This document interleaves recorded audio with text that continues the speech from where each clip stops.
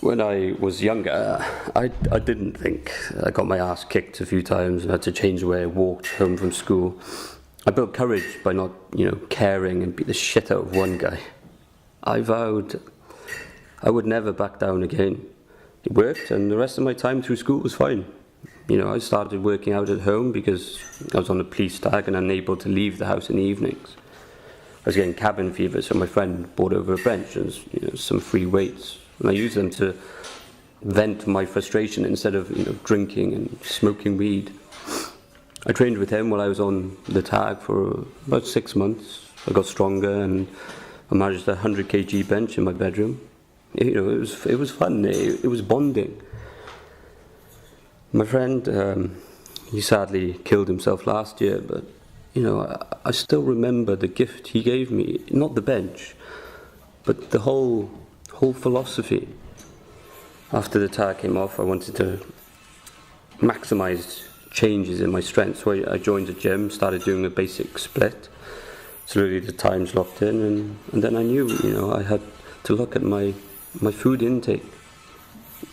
I began eating every 4 hours, then 3, which made a big difference to my training, and after about 3 years I competed in my first bodybuilding competition. When I first started training, I was in desperate need of a channel. I was a violent teenager and in trouble with the police a lot. I was nowhere and had no structure or discipline. And discipline is something that weight training taught me rather than something I had already, that I could apply. So basically in like a typical day, I eat 8 meals, including 7 egg whites, 10 scoops of protein, 330 grams of oats, 4 tins of tuna, 400 grams of chicken, 300 grams of rice, green beans and broccoli, and then 250 grams of lean mince. I don't have a huge appetite, so I have to blend at least 2 of my meals, like the tuna and eggs.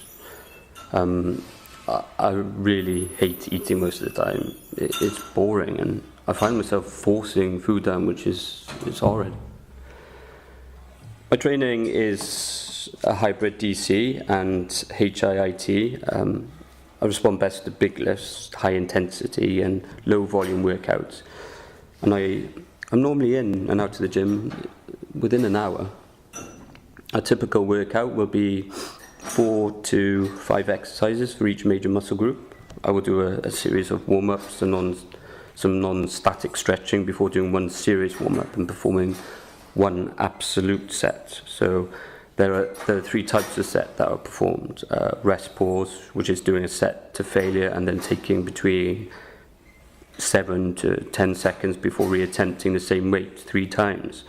I aim for 12 to 15 in total, so 8, 4, 2 would be good. Then power, a set of 6 to 10, and finally Widowmaker, a set of 20 plus. I work a 3-day split of push, so we've got shoulders, chest and tricep, and then pull, back and bicep, and legs. So I do this 3-day split over a 4-day training week, so the workouts fall under different days. This means that like every 4 weeks I've trained each body part 5 times instead of the usual 4. My routine provides me with a focus, energy, a structure and a balance. In the gym, I want to replace my anger and frustration with serotonin. I want to shut off from the world, shut my phone off and count numbers, But for that time in the gym, it's my time. And for this, my mind is on that weight and nothing else. The escape and focus is what I need and desire, not the abs. The gym is fun. I feel no pressure and it is no way forced. I love the gym. I look forward to being there. There are many different body types and some lend themselves to gaining weight or being underweight. Ultimately, a lot of people do not know how to feed themselves properly. You can often see trends in families that go beyond the genetic traits that may have been passed on with things like obesity. People that stay underweight because of popular culture depicting these unobtainable physiques, that you see on catwalks and in various magazines, they're deluded.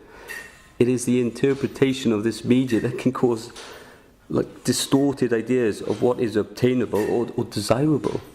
For me, if there's no psychological problems, there's no excuse for being so fat or thin that it could kill you.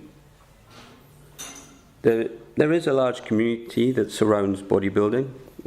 Some people share the same views that I have, and some have physiques that are byproducts of a better story. I have a few bodybuilding friends, but bodybuilding is part of the fitness industry, which is the playground for dicks. I find it hard to associate with people that do it more for girls or do it just for the look. I went past the point of being attractive quite a while ago. I know people think I'm massive. I've often been told by people I'm the biggest person they have ever seen, but I judge myself against different, demographic. I'm aware that I weigh twice what some men do, but I'm surrounded by other big people, and I look to other professionals. I've met many pros and trained with many big guys, and I know I'm big, but I am aware that there are many like me, and in my world, it's not strange.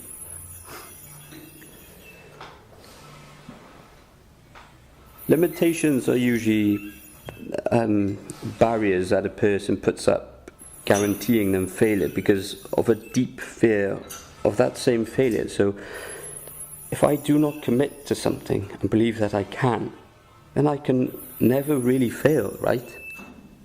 Once you have got over this, you will actually see your true limitations. This is the same in the gym. It's all in the mind. What do I think the ideal male body is? Well, the Hulk. I am consistently asked about things that can make you slim or big or ripped. The answers that these people receive upsets them. There is no way I could maintain my size and my physique using a healthy diet and workout regime alone. I rely on performance-enhancing drugs to reach my body size. I've spent many years researching these performance-enhancing drugs before using them, and I keep up to date with news and opinions about these substances. I am considered to use rather small doses, and I take sufficient breaks without these substances following the correct post-cycle therapies, so I am aware that there are risks, but I have weighed them up. They don't outweigh the fun I'm having right now, so I won't stop using them. I think, I do have an addictive personality, and not just to steroids and bodybuilding, but other addictions kind of running simultaneously. Unfortunately, PEDs have become part of the modern weight training plan. I even see some people using them to start their training. I was training for around 3 years, building myself up to a 16-stone frame before deciding I wanted the next level. These kids are damaging themselves for a physique that you do not need PEDs for, a physique that they could build with patience. Are you going to look like me naturally? No. No, you are not. That is a fact. But these kids aren't usually prepared for the commitment. They want it now, or for the summer, or Ibiza. They take very high doses, usually higher than me, prescribed via web pages like Bro Science, and take compounds that you should only use under strict supervision, washing it all down with a bloody double vodka. The increase in the use of performance-enhancing drugs it's a great worry, as the dealers are pushing for profit now, and it is big money with relatively low risk of any real prosecution in the UK. The average gym goer should leave PEDs to the real athletes and competitors. There is no quick fix. I'm told by people that they could be as big as me if they use PEDs. The truth is they can't and never will. Not only do my genetics exceed these people, but my work ethic is something that they could not comprehend. The quick fix is bro science. You could put on weight fast with some water and bloat out eating crap food, but even I can only hope for 7 pounds of pure show-to-show muscle per year. Most people are controlled by popular culture and they just want to have it now. People don't want to work for it. They hear it's something that all it takes is, steroids to be just like the guys in the magazines. They do not care about risks. There are a lot of new fads and ways to increase body size, but they are not actual muscle growth. Products like Synthol sit in the muscle creating an illusion, whereas steroids help the body produce actual muscle. To me, Synthol is not a steroid, as it is not anabolic. If you use things like Synthol, you're not looking at maintaining muscle growth. If you love how you look, good. Go and buy a V-neck and drink a Jaeger bomb. There is always something that you can change. Balance issue, strength goal, body fat, food intake. I'm pleased with my body image, but I'm never satisfied. There is a new sport upon us that is taking up bodybuilding stages all over the world called men's physique, or as I call them, bikini boys. They are where the money is and they will drive bodybuilding underground again. They are taking away titles like the UK BFF overall to make way for new bikini boy categories and stage time. These guys have physiques built on vanity alone. It's all about being attractive, and it can be achieved in a far shorter time frame. The bikini boys are linked with like the type of work that I do along with the bikini girls and all that shit, which has bodybuilding misinterpreted and glamorized. This is the new community, and 90% of it, I don't want anything to do with it.